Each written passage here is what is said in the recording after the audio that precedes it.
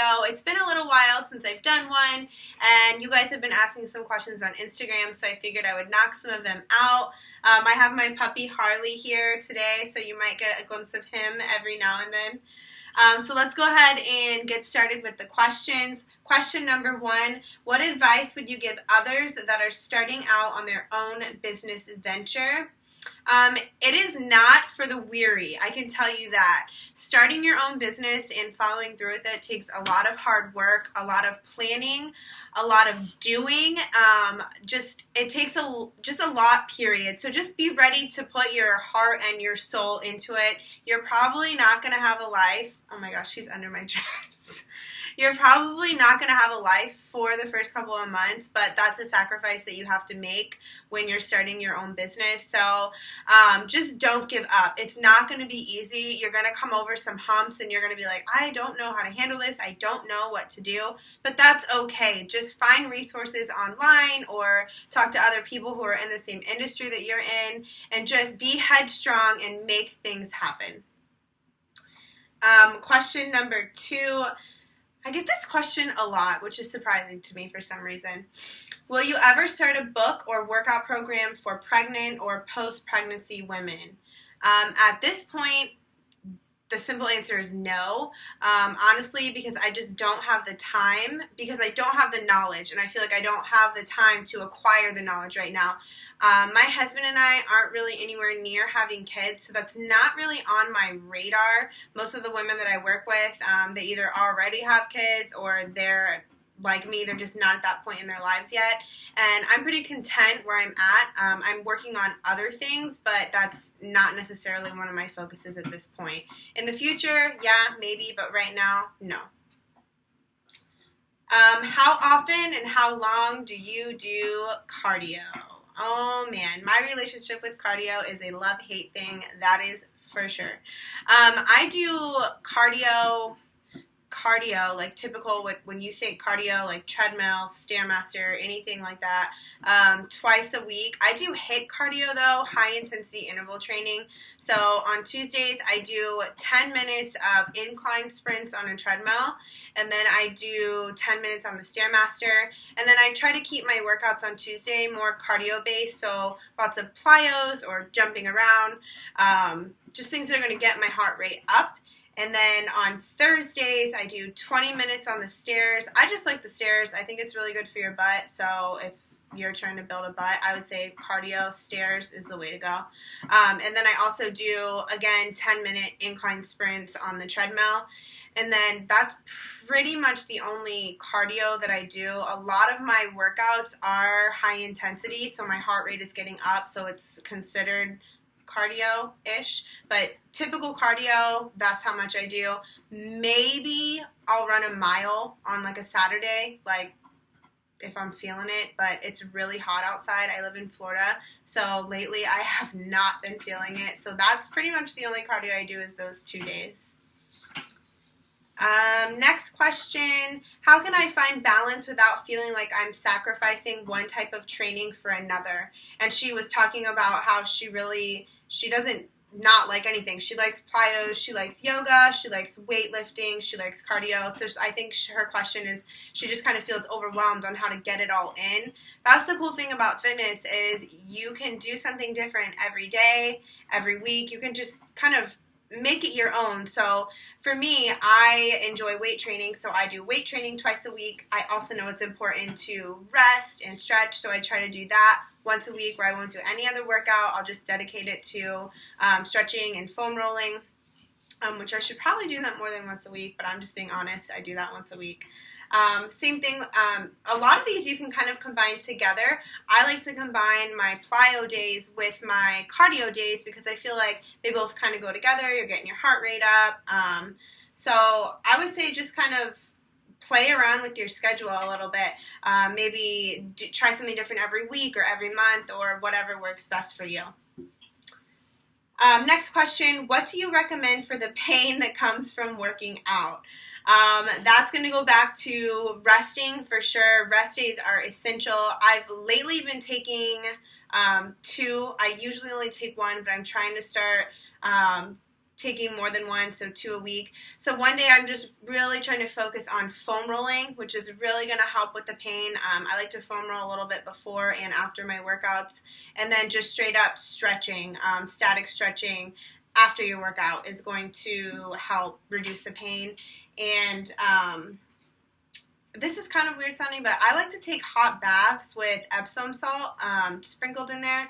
Maybe if you're into essential oils, like a little bit of lavender, something that's kind of calming and soothing. I feel like oh God, this is kind of embarrassing. I probably take like 5 baths a week just because it's like my kind of like woosah time. So, and I guess it kind of helps with your muscle soreness as well. So give that a try too. Next question. What weight level should you start with, and how do you know when it's time to increase? I always recommend starting lower than you think you can handle. If you can get through 8 reps, like no problem, like you're just busting them out and you feel like you can keep going for like 8 more, then I would say, okay, let's bump it up to the next weight level. If you're struggling with the last 3 reps, then I would say you're at a good weight. So my goal is I always try to get to 8, and if the last 3, like I can do them, but I'm kind of struggling, I'm pushing to get there, then I kind of hold there for, a few more workouts, a couple more weeks or however long it takes. And then once you kind of get to know the weights, get to know your body, you'll know when it's time to increase because you're like, okay, these last 3 reps aren't so hard anymore, so maybe I should try to add on a little bit more. I wouldn't recommend going crazy and like piling on the weight. I would do it gradually just so that you don't injure yourself. Next question. Do you ever have guilt or anxiety on your rest days? If so, how do you handle it? This used to be a big struggle for me just because I was a workoutaholic. I still kind of am. I just love doing it. But now it's kind of a mentality thing for me. I know that my body needs that rest, especially because I don't just work out, once a day. I'm outside in the garage training almost all day, every day, just because of my job. So I would say that if you do have anxiety about it, what I used to do, and it really helped a lot, if I know that it's my rest day, I'll do something that's still active so that I don't feel like I'm a couch potato sitting on, the couch watching Netflix all day or something. Maybe like go out for a walk or go on a bike ride or rollerblading or something. Just get out and be active on your rest day. That's why I like to call them an active rest day. And then you'll kind of get past that mental barrier because you're still getting out and moving and using your muscles and burning some calories, but you're not killing your muscles. Couple more questions. Is it better to work out in the morning, afternoon, or evening? And then she says, I tend to lose motivation after work for evening workouts. Any suggestions? They say it's better to work out in the morning, which, to me, working out, period, is better than not working out. So I don't really think it's that big of a deal if you're working out in the morning, the afternoon, or the evening time. As long as you're getting your workout in, then good for you. Keep doing what you're doing. Obviously, I wouldn't recommend working out within like an hour or 2 of bedtime because then you could be kind of restless and it might be hard to get to sleep. So I would steer clear of that. If she loses motivation after work for evening workouts, any suggestions? I would say, I'm not sure if she does this or not, but have a little snack before your workout, just kind of give you that boost. Maybe when you get home, if you have a dog or a kid or something, take them out on a walk around the block just to kind of get your body moving, kind of get in that mindset of, okay, like it's time to get the ball rolling kind of a thing. So instead of just going from 0 to 100, kind of ease yourself into your workout, do a warm up, go on a walk, have a snack, kind of make it a routine, and then I think your body will just kind of go where it needs to go. Last question, how often do you use protein shakes, bars, or powders? What are the benefits of this type of protein? I do protein powder when I'm in a pinch, and I do bars when I'm in a pinch. I Actually, yeah, I probably do have at least one of those once a day. It's kind of like a mental thing for me. I don't like to have a protein bar and protein powder in the same day just because I'm like, that's like a lot of protein. I like to get my protein from like fish and chicken and eggs and whole real food. So I try to keep my supplements to a minimum. When I do use protein powder though, it's usually if I know that I'm not going to have time to eat after a workout, because after you do work out, your body does need protein and it needs it quickly in order to help repair those muscles that you just worked. So if I'm in a pinch and I know that I'm not going to have time to eat actual proteins like chicken or fish or like food within the next hour and a half, then I'll go ahead and have a protein shake just so that that protein is getting in my body and my muscles are able to reap the benefits of it.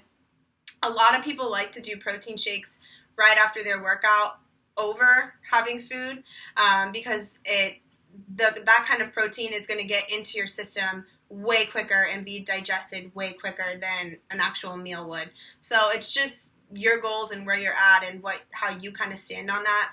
And then protein bars, I only eat Quest bars. I know it sounds kind of weird, but other protein bars, they're just loaded with extra carbs and extra sugar. Like, people will see something in the store and they'll be like, oh, it must be healthy because it's a granola bar. That's totally not true, so be careful for that. Really read the back, look at the nutrition, look at the ingredients, and see what you're eating. And like I said, I try not to eat those every day either. If I'm in a pinch, if I'm out, I usually have one in my purse. Or if I need to grab one in between clients because I don't have time to sit down and make something, that's usually when I'll use those. So I try not to depend on them, but I do use them as kind of like a buffer if I need to use them. That is the last question that I'm going to do today. This video is getting long enough. Thank you guys for watching. Make sure to do another call for questions on Instagram, so make sure that you guys are following @GlissonFit. I'll post a picture probably within the next week or two, and I'll do a call for questions. So if you have any questions, that would be the perfect time for you to ask them, and I will do my best to answer all of them. I hope I got to your question this time. If I didn't, ask it again, and I will get to it when I can, and I will see you guys next time.